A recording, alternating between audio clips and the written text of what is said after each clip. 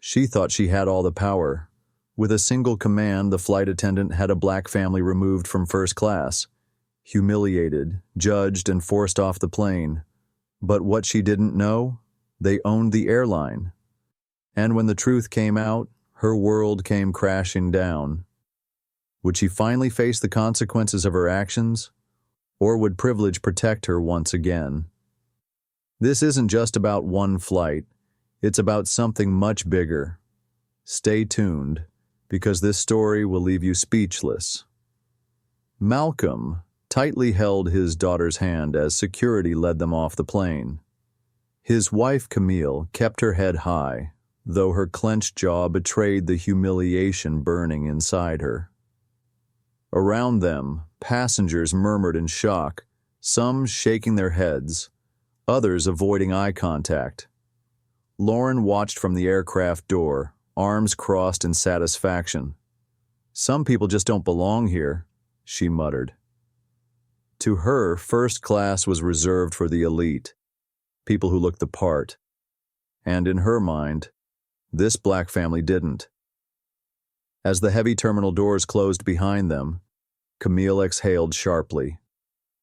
"This isn't over," she said, her voice filled with determination. Malcolm, normally calm and composed, pulled out his phone. "I'm calling corporate," he said. Their daughter, little Ava, tugged on his sleeve. "Daddy, why did they make us leave?" she asked, her innocent eyes filled with confusion. Malcolm knelt beside her, forcing a smile. "Because some people don't know how to treat others with respect," he said softly. "But don't worry, we'll teach them." As he dialed a number few people had access to, Lauren continued her flight, blissfully unaware that her career was about to take a nosedive. In the airport lounge, Malcolm's fingers moved swiftly over his phone. He wasn't calling customer service, but dialing a direct line to the CEO's office. Because he wasn't just another passenger. He was one of the airline's owners. Camille watched him, her anger simmering beneath her composed exterior. "She humiliated us in front of everyone," she murmured. "This isn't about a refund, Malcolm. It's about respect." Malcolm nodded as the call connected. "James," he said, his voice calm but firm, "we have a problem." On the other end, James Harrington, the airline's CEO, sat up straighter in his office. "Malcolm? What happened?" Malcolm recounted everything. The condescending tone, the demand to leave, the sheer arrogance of the flight attendant who never even considered that they belonged. James exhaled sharply. "Unacceptable. I'll handle this personally." Meanwhile, on board the flight, Lauren basked in her small victory, blissfully unaware that her actions were already causing ripples far beyond her control. She didn't know that the couple she had just thrown off the plane weren't wealthy passengers. They were her bosses. And soon, she would find out in a way she would never forget.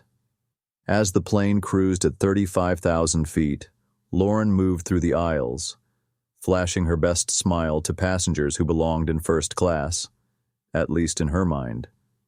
She had no idea that a storm was brewing at corporate headquarters.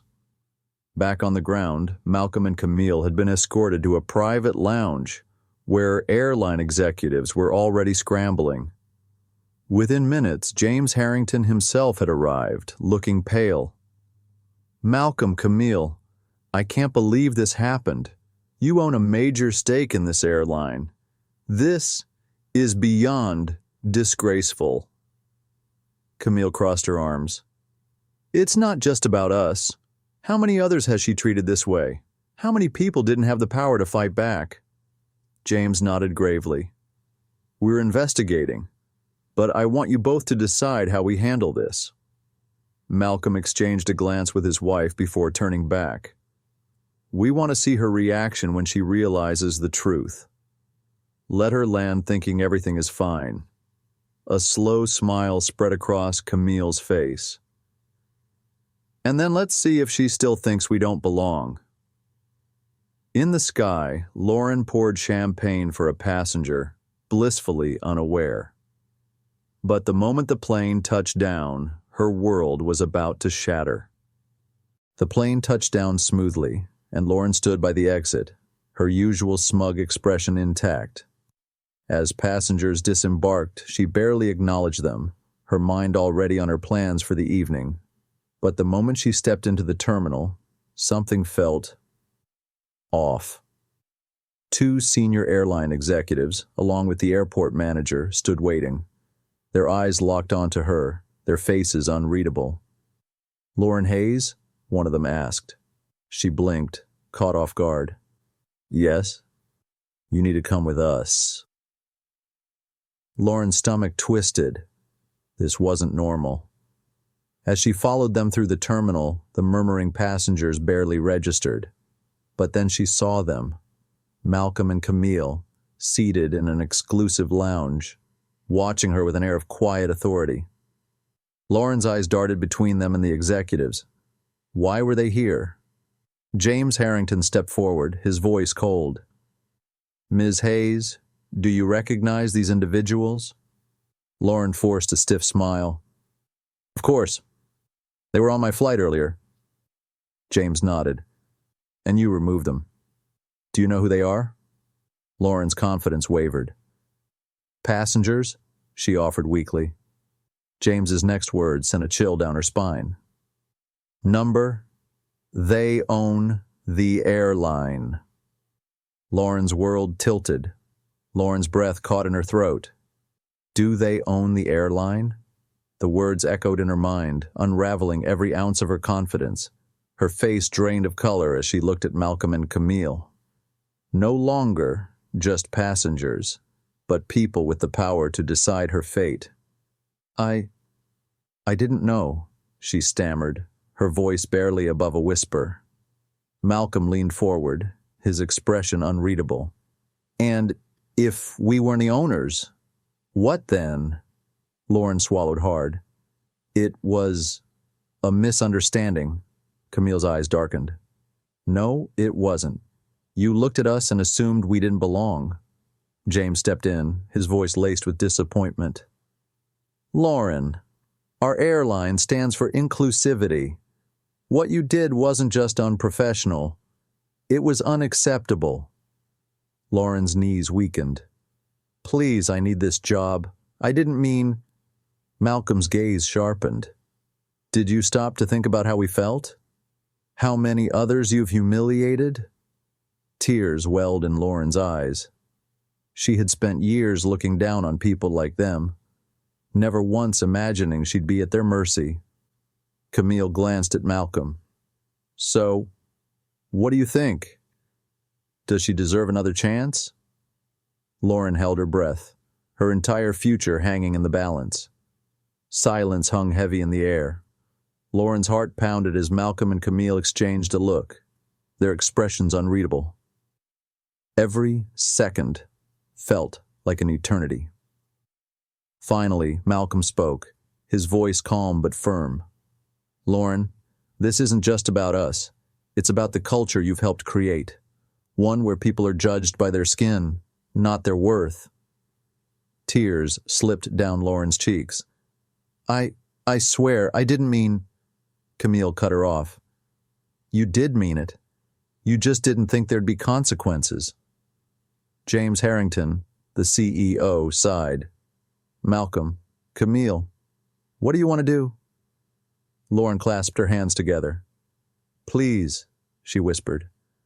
"I'll do anything to make this right." Malcolm leaned back, considering. Then, his lips pressed into a thin line. "You're not fired." Lauren exhaled in relief, until Camille added, "But you are being demoted.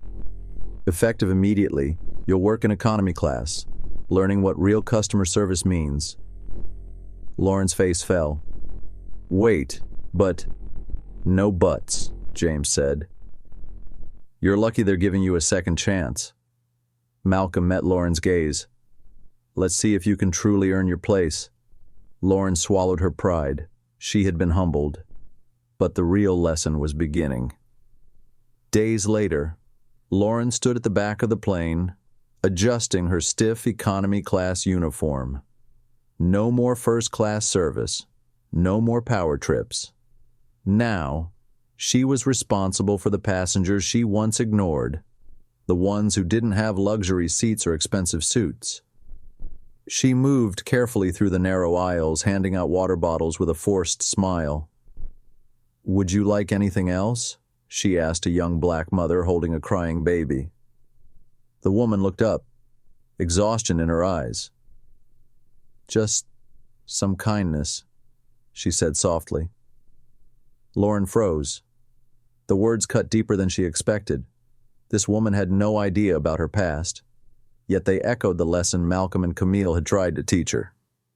For the first time, Lauren saw people, not as categories, but as human beings. She swallowed hard, nodding. "I'll be right back," she said, rushing to bring extra pillows, a blanket, and a warm smile that, for once, was genuine. Meanwhile, Malcolm and Camille sipped their drinks in first class, watching Lauren work. Camille leaned toward her husband. "Think she's learning?" Malcolm smirked. "If not, she'll have plenty of time to." Some lessons weren't taught in training. They were learned through experience. Enjoyed this story? Don't forget to like this video, share it with your friends, and subscribe to our channel for more inspiring tales.